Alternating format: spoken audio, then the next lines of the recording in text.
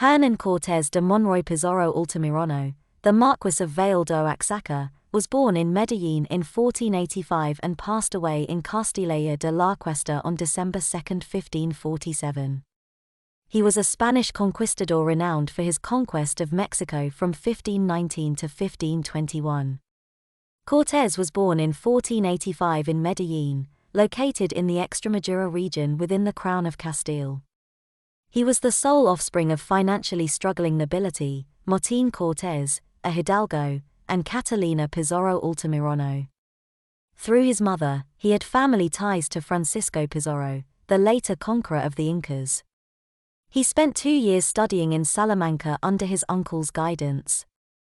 Later, he supported himself by working as a notary clerk in Valladolid, where he gained further legal knowledge, even though he was not formally enrolled in the law faculty. In 1504, he embarked for the New World on a ship captained by Alonso Quintero. He settled in Santo Domingo, the capital of Hispaniola, and participated in conquests on the island and in Cuba in 1506. His relative, Governor Nicolas de Ovando, granted him an encomienda and appointed him as the notary of Azua de Compostela. He also owned indigenous slaves.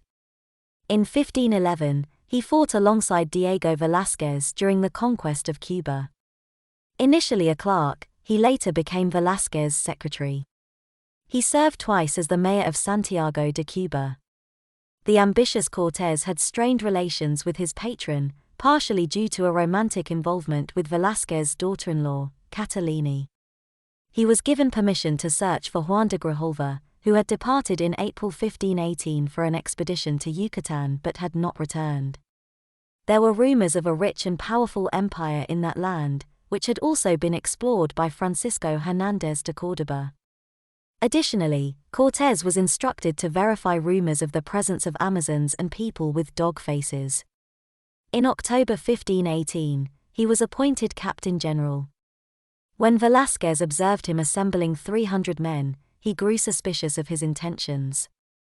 Cortés got wind of the plan to revoke his commission and had the messenger killed. On the morning of February 18, 1519, he had himself rowed to his ship while the powerless governor shouted for him to return from the dock. Cortés made a brief stop in Cuba and eventually departed with a fleet of 11 ships and 530 crew members, along with artillery, horses, and packs of dogs. Their first destination was the island of Cozumel, where they found Geronimo de Aguilar and Gonzalo Guerrero, 2 Spaniards who had been captured by the Maya and had learned their language. Aguilar joined his fellow Spaniards, while Guerrero chose to remain with the Maya. In late March, Cortés sailed up the Grijalva River and claimed the settlement of Potonchan for the Spanish crown. The residents resisted the conquerors, but when they managed to bring ashore some cannons, the thundering noise scared them off. Cortés captured the city and renamed it Santa Maria de la Victoria. A few days later, another battle took place in the plains of Centla, and he realized that mounted cavalry made an even greater impression. Once again, the indigenous people fled, and a delegation returned with gifts a few days later. They formally submitted to Spanish authority. Among the 20 female servants included in the gifts was Marlin Ali, also known as La Malinche, an Aztec girl who became Cortés' beloved. She spoke Maya, Nahuatl, and soon, Spanish, and would become an extremely loyal and competent companion on his journey through the Aztec Empire. On Good Friday, April 22, Cortés, along with 200 men, including slaves, landed at Totonac. They were well received by the locals, who had positive memories of Grijalva, his predecessor. On Easter, Tyndall, a governor and emissary of Moctezuma II, arrived. A second envoy, Teotlimacazqui, brought even more lavish gifts and had instructions to allow himself to be eaten if the Spaniards were inclined to do so. In May, Moctezuma outdid himself in an attempt to pacify the Spaniards with dazzling treasures. Cortés sent these objects back to Spain, where they arrived in the autumn and made a significant impression on Emperor Charles V. However, the effect on the conquistador was the opposite of what was intended. It fueled his desire to advance toward Tenochtitlan, especially after learning that rivalries among the indigenous groups could potentially provide allies.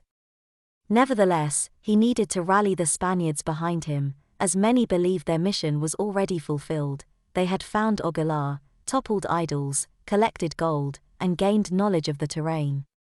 Cortés didn't, in fact, have a mandate for significant territorial conquest.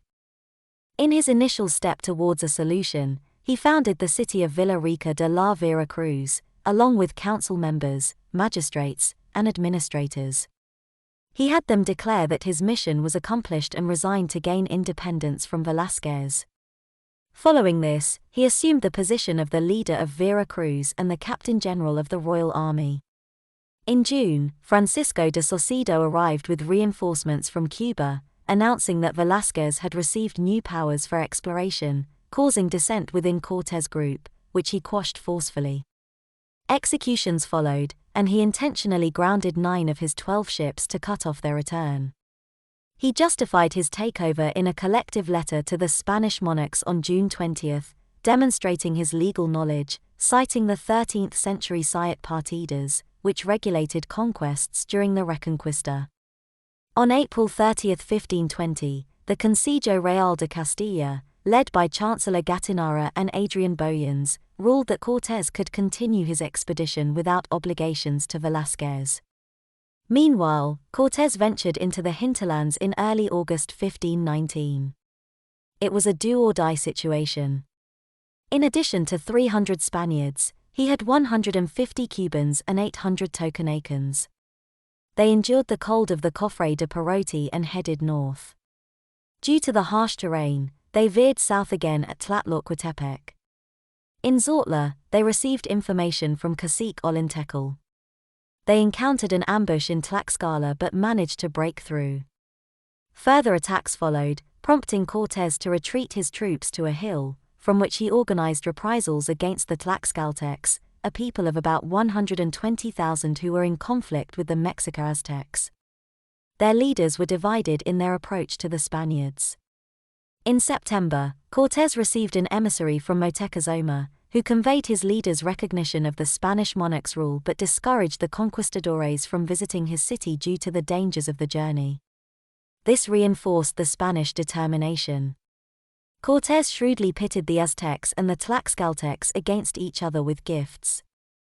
Eventually, he formed an alliance with the latter. When they expressed their desire to embrace Christianity, he arranged marriages between his lieutenants Pedro de Alvarado and Juan Velázquez de Leon and Tlaxcaltec leaders' daughters.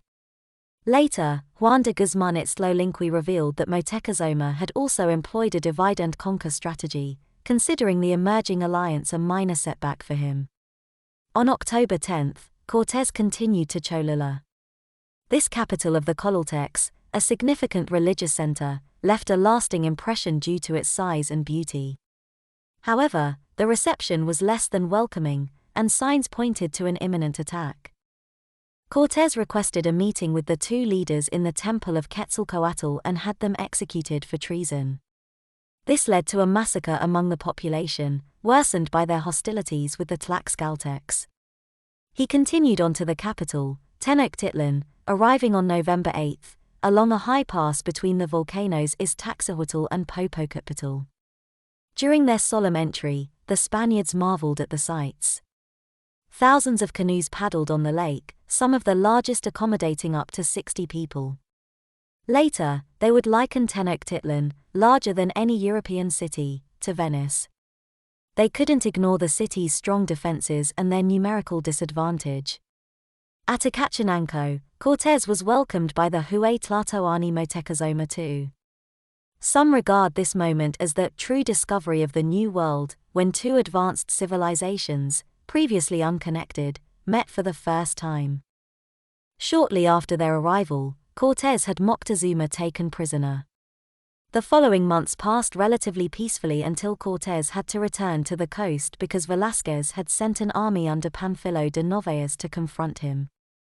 Cortés defeated the army with ease, and most of Velázquez's soldiers defected to his side.